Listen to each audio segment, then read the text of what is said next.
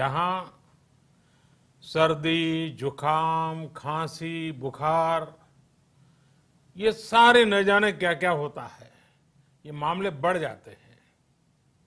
ऐसे में मेरी आप सभी देशवासियों से प्रार्थना है कि ऐसे समय अपना ध्यान रखिए। साथियों, ये बात सही है कि अगर कोरोना से होने वाली मृत्यु दर को देखें तो दुनिया के अनेक देशों की तुलना में भारत संभली हुई स्थिति में है। समय पर किए गए लॉकडाउन और अन्य फैसलों ने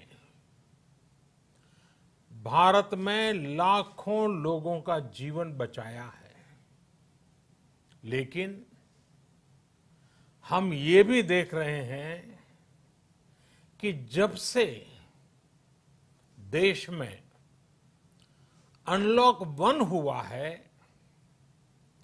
व्यक्तिगत और सामाजिक व्यवहार में लापरवाही जरा बढ़ती ही चली जा रही है। पहले हम मास्क को लेकर, 2 गज की दूरी को लेकर 20 सेकंड तक दिन में कई बार हाथ धोने को लेकर बहुत सतर्क थे, लेकिन आज जब हमें ज्यादा सतर्कता की जरूरत है तो लापरवाही बढ़ना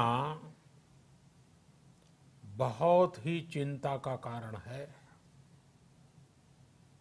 साथियों, लॉकडाउन के दौरान बहुत गंभीरता से नियमों का पालन किया गया था। अब सरकारों को, स्थानीय निकाय की संस्थाओं को, देश के नागरिकों को फिर से उसी तरह की सतर्कता दिखाने की जरूरत है।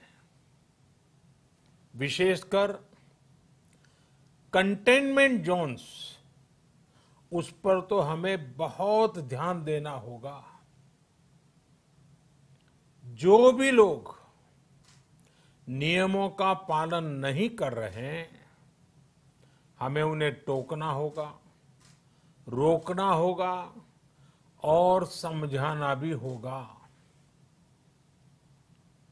अभी आपने खबरों में देखा होगा, एक देश के प्रधानमंत्री पर 13,000 रुपये का जुर्माना इसलिए लग गया क्योंकि वो सार्वजनिक स्थल पर मास्क पहने बिना गए थे।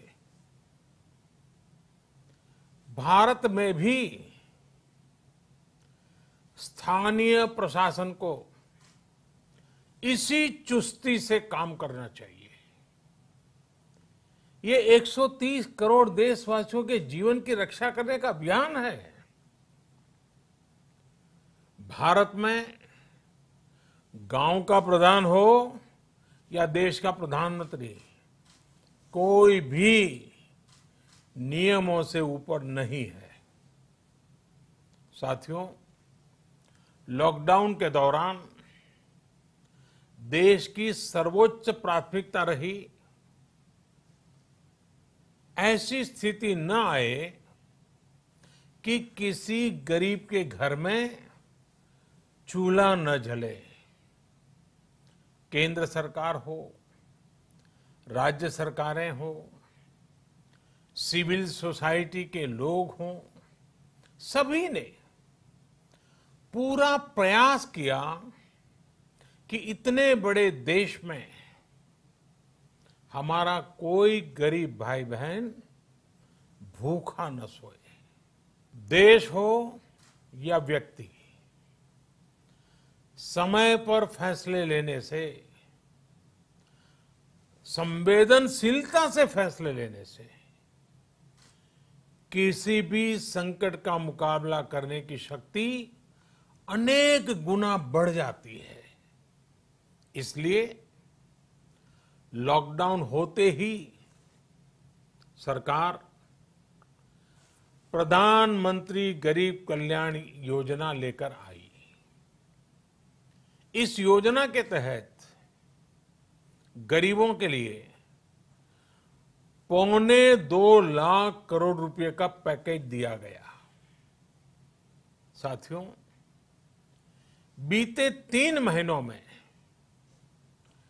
20 करोड़ गरीब परिवारों के जनधन खातों में सीधे 31,000 करोड़ रुपया जमा करवाए गए हैं। इस दौरान 9 करोड़ से अधिक किसानों के बैंक खातों में 18,000 करोड़ रुपए जमा हुए हैं। इसके साथ ही गांवों में श्रमिकों को रोजगार देने के लिए प्रधानमंत्री गरीब कल्याण रोजगार अभियान तेज गति से आरंभ कर दिया गया है। इस पर सरकार 50,000 करोड़ रुपए खर्च कर रही है।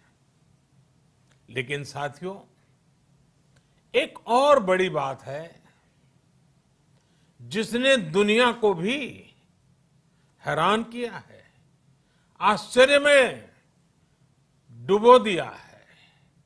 वो ये कि कोरोना से लड़ते हुए भारत में 80 करोड़ से ज्यादा लोगों को 3 महीने का राशन, यानी परिवार के हर सदस्य को 5 किलो गेहूं या चावल मुफ्त दिया गया। इसके अतिरिक्त प्रति परिवार हर महीने 1 किलो दाल भी मुफ्त दी गई। यानी एक तरह से देखें तो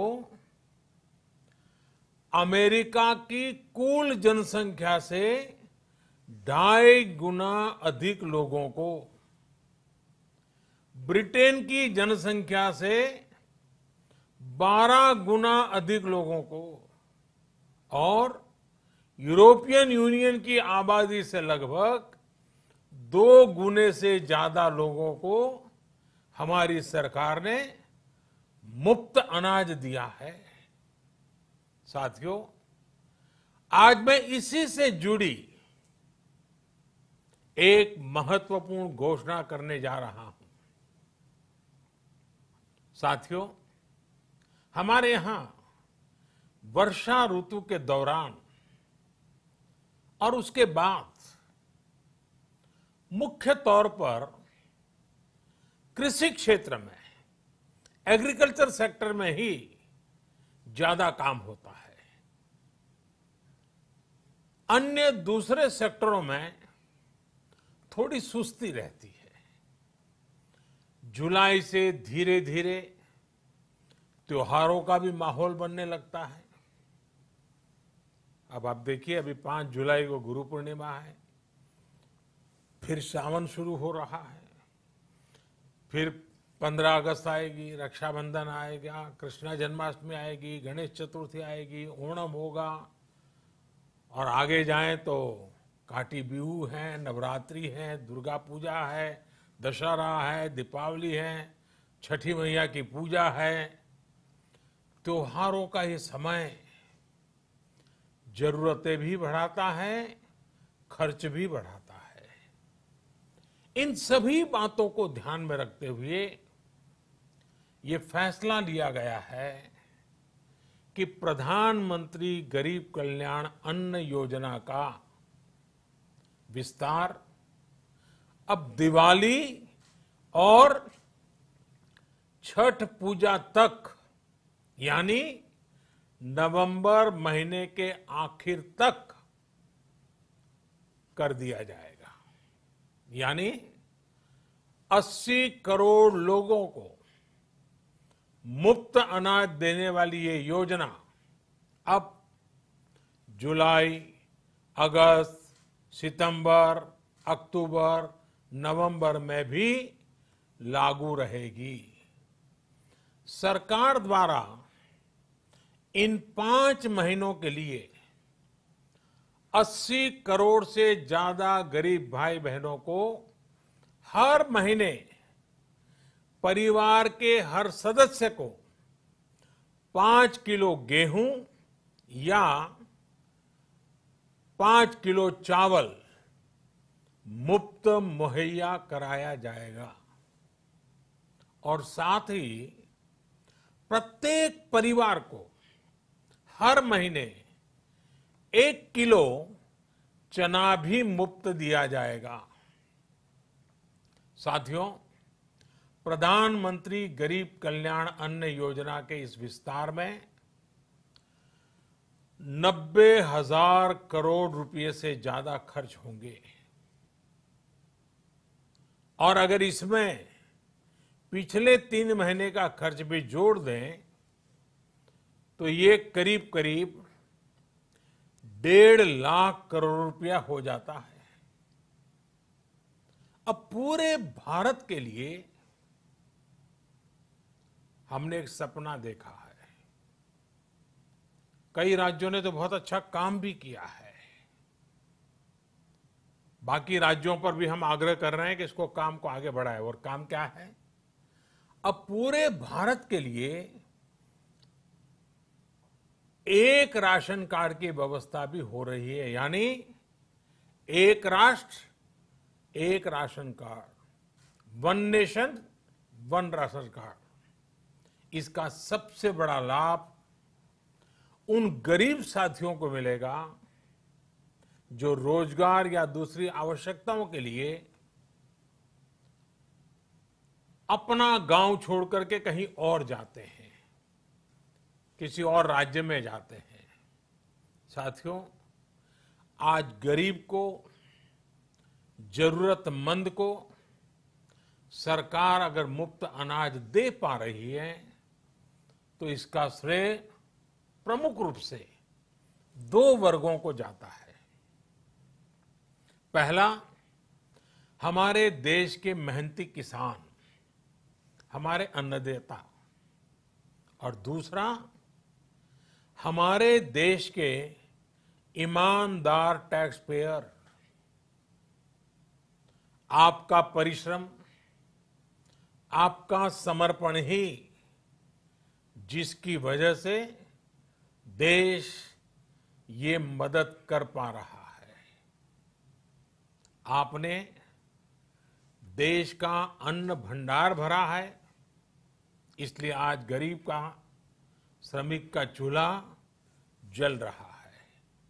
आपने ईमानदारी से टैक्स भरा है, अपना दायित्व निभाया है, इसलिए आज देश का गरीब इतने बड़े संकट से मुकाबला कर पा रहा है। मैं आज हर गरीब के साथ ही देश के हर किसान, हर टैक्स पेयर का हृदय से बहुत बहुत अभिनंदन करता हूं, उन्हें नमन करता हूं। साथियों, आने वाले समय में हम अपने प्रयासों को और तेज करेंगे। हम गरीब, पीड़ित, शोषित, वंचित हर किसी को सशक्त करने के लिए निरंतर काम करेंगे।